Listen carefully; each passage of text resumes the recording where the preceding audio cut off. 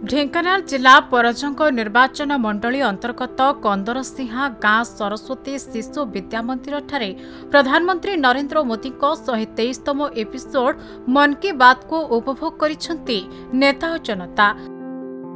महाकाश यात्रा, जोग, वंदे भारत ट्रेन, विश्व प्रसिद्ध रथयात्रा भली अनेक गुरुत्वपूर्ण प्रसंग को नहीं वार्ता प्रदान करथिले माननीय प्रधानमंत्री नरेंद्र मोदी। आज 123तम मन की बात थिला प्रधानमंत्री एटा बहुत उपयोगी समस्त जो जिनस आम माने जानी ना आम भोग कर सारे जानी ना से कथा को प्रधानमंत्री उल्लेख करमती आमर रथ यात्रा कथा विश्व माने बर्तमान लोकलोचन को आनी बहुत लोग जानी ना या विषय आम सीना जानते कि देश बा विदेश लोक भी जाना यहाँ आनी लोकलोचन को आमती ऑपरेशन सिंदूर है। ऑपरेशन सिंदूर रे केमती पाकिस्तान रो जो टेररिस्ट मानकू बा प्रत्यक्ष परोक्ष गले कहले पाकिस्तान को दमन करिवारे केमती सक्षम हैला भारतीय ये हमर सैनिक माने तो ता ऊपर उल्लेख करछन। आज 123तम मन की बात प्रोग्राम रे माननीय प्रधान यशस्वी प्रधानमंत्री बहु उपादेय कथा कहिथिले जहाँकि आज ऑपरेशन सिंदूर विषय भी कहिथिले। आज पुरीर जगन्नाथ जो आम रथ यात्रा चलता से विषय भी कहिथिले।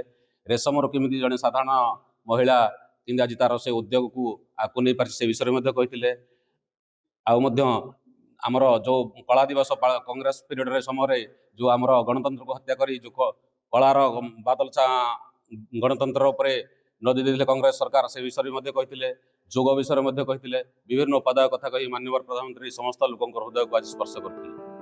यह कार्यक्रम में बीजेपी नेता संतोष राउत, विजेंद्र साहू, प्रशांत नायक, कल्पतरु विश्वाल, समाजसेवी प्रशांत विश्वाल, क्षीरोद विश्वाल प्रमुख उपस्थित थिले।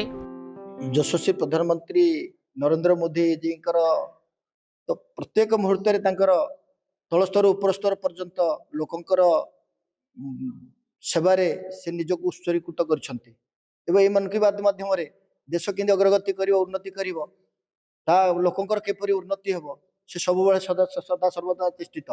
मन की बात माध्यम से आम ओडिशार विश्व प्रसिद्ध पुरीर रथ यात्रा को आज विश्व दरबार में पहुंचाई पारिछन्ति एवं एमरजेंसी दीर्घ 50 वर्ष पूर्व चक्रांत कर किपरि देश को आमर जरूरीकालीन परिस्थिति सृष्टि आड़ को ठेली देथिले ताकू मध्य प्रकाश करिसन्ति। रेशन रे केमती उद्योगी माने उपकृत होई से दि पैसा रोजगार करिवे एवं विभिन्न प्रकार तल स्तर उपर स्तर पर्यंत लोक मानकर किपरि उन्नति होब ताकू चिंता करिसन्ति।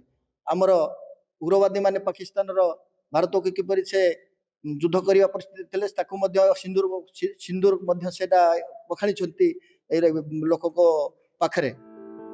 ढेंकानाल हरिकृष्ण राउत को रिपोर्ट, खबर ओडिशा।